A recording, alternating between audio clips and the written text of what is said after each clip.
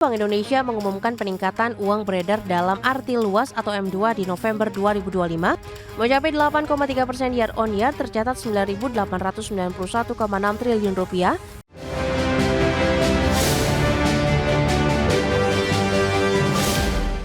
Dan selanjutnya kami akan mengajak Anda untuk menyimak beberapa sentimen yang berkembang di sepanjang perdagangan hari ini yang berhasil dihimpun oleh tim redaksi kami dan diproyeksikan akan mempengaruhi pergerakan indeks harga saham gabungan, baik dari domestik maupun internasional. Informasinya apa saja? Mari kita coba simak rangkumannya berikut ini. Sementara itu, dari dalam negeri, Bank Indonesia mengumumkan peningkatan uang beredar dalam arti luas atau M2 di November 2025 mencapai 8,3% year on year, tercatat 9.891,6 triliun rupiah, jauh lebih cepat dibandingkan pertumbuhan Oktober 2025 di 7,7%. Perkembangan tersebut didorong pertumbuhan uang beredar sempit atau M1 11,4% year on year dan uang kuasi 5,9% year on year. Perkembangan M2 di November dipengaruhi tagihan bersih kepada pemerintah pusat tumbuh 8,7% year on year dan perkembangan penyaluran kredit tumbuh 7,0% year on year. Berbagai sumber, IDX Channel.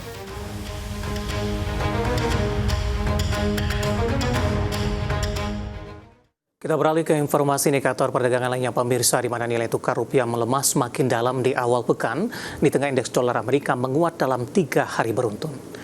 Dikutip dari data RTA hingga perdagangan Senin siang tadi, rupiah melemah di 0,24% di level 16.767 per dolar Amerika. Sebelumnya, rupiah dibuka menguat tipis di 0,06% di level 16.725 per dolar Amerika. Sementara indeks dolar Amerika menguat tipis di 0,05% di level 98,652 di Senin pagi. Namun, indeks dolar Amerika berhasil menguat dalam 3 hari beruntun atau sejak 17 Desember 2025. Dikutip dari berbagai sumber, peneliti Pusat Riset Ekonomi Makro dan Keuangan Badan Riset dan Inovasi Nasional atau BRIN, Fihri Buhaira mengatakan nilai tukar rupiah terhadap dolar Amerika Serikat di 2026 akan bergerak di kisaran 16.678 hingga 17.098 per dolar Amerika. Proyeksi ini lebih melemah dibandingkan perkiraan di 2025 di 16.150 hingga 16.683 per dolar Amerika. Ramalan tersebut didorong masih tinggi ketidakpastian global akibat konflik geopolitik yang memicu volatilitas pasar keuangan. Kita akan update seperti apa pergerakan nilai tukar rupiah terhadap sejumlah mata uang utama berikut ini. Dapat Anda saksikan grafis di layar televisi Anda pemirsa. Pergerakan nilai tukar rupiah terhadap dolar Amerika Serikat di 16.781 rupiah. Namun pasca penutupan, pelemahan terpangkas di 0,22% di 16.764 rupiah. Kemudian terhadap euro di 19.608 rupiah, pound sterling di 22.476 rupiah, kemudian terhadap yen Jepang di 106,68 rupiah.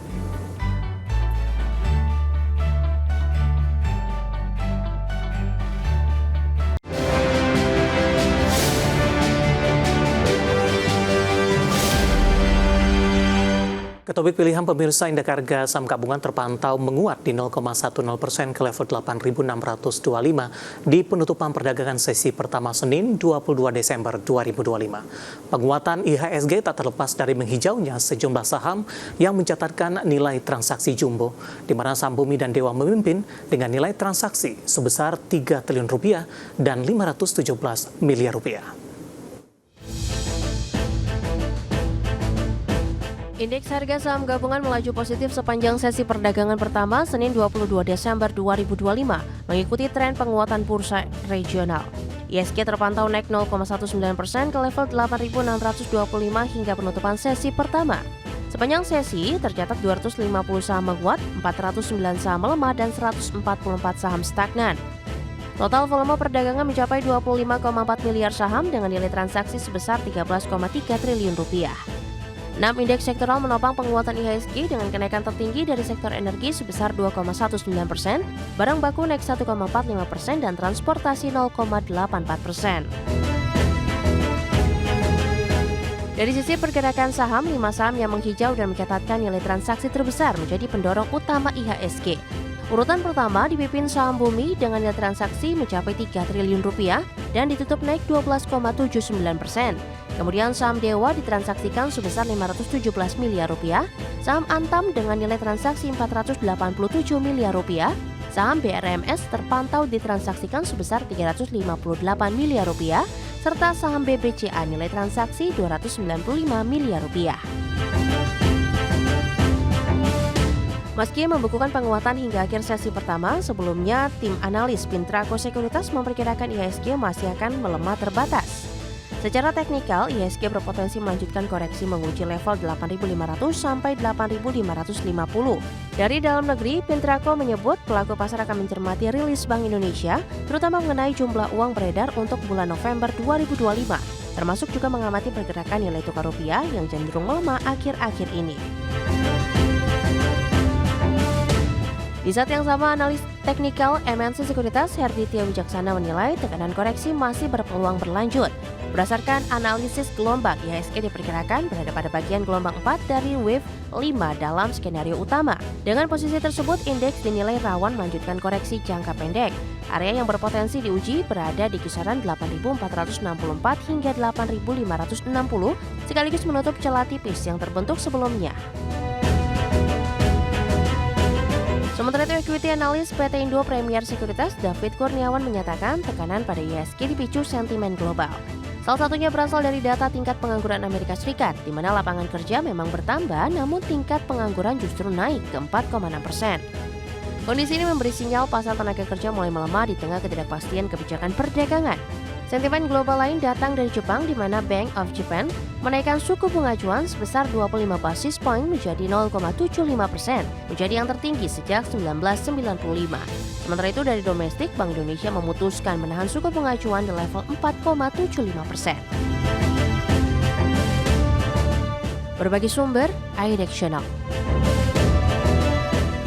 Keinformasi emiten pemirsa di mana PT Impact Pratama Industri Tbk atau IMPC mengumumkan satu investor yang direncanakan membeli saham baru telah melaksanakan aksi private placement. Pengumuman ini dilakukan dalam rangkaian kegiatan penambahan modal tanpa hak memesan efek terlebih dahulu atau private placement milik perseroan. Dikutip dari Keterbukaan Informasi Bursa Efek Indonesia, Sekretaris Perusahaan PT Impact Pratama Distribusi Tbk atau IMPC, Lenggana Linggawati mengatakan, satu investor yang direncanakan membeli saham baru, Kadar Investment Pty.Ltd, telah melaksanakan aksi private placement di 15 September 2025 dan pencatatan saham baru dilakukan di 16 September 2025. Adapun saham yang telah dibeli sebanyak 38,5 juta saham dengan harga pelaksanaan di Rp2.600 per saham, sehingga nilai penyetoran dana 100,1 miliar rupiah. Dana yang diterima perusahaan setelah dikurangi biaya terkait PMTH-METD akan digunakan untuk modal kerja. Efeknya, jumlah saham beredar bertambah jika sebelumnya pelaksanaan PMTH-METD modal ditempatkan dan disetor perusahaan sebanyak 54,87 miliar saham. Setelah pelaksanaan PMTH-METD meningkat menjadi 54,907 miliar saham. Pembelian saham yang dilakukan Kadara tidak mengubah posisi kepemilikan saham pengendali, namun menambah kepemilikan saham publik menjadi 11,5 miliar saham, setara dengan 20,95% dari sebelumnya publik hanya memegang 11,46 miliar saham atau setara 20,89%. Sebelumnya, aksi penambahan saham publik juga dilakukan oleh pemegang saham pengendali PT Harimas Tunggal Perkasa dengan menjual sebanyak 506,5 juta saham, sehingga kepemilikan saham Harimas berkurang menjadi 20,69 miliar setara dengan 37,7% saham. Di mana sebelumnya Harimas memiliki 21,195 miliar saham, setara dengan 38,6% saham. Jika total penjualan saham yang dilakukan Harimas telah menghasilkan kas sebesar 1,51 triliun rupiah. Harimas menjual saham IMPC sebanyak 4 kali. Tujuan transaksi tersebut untuk realisasi investasi dan meningkatkan free float. Berbagi sumber, IDX Channel.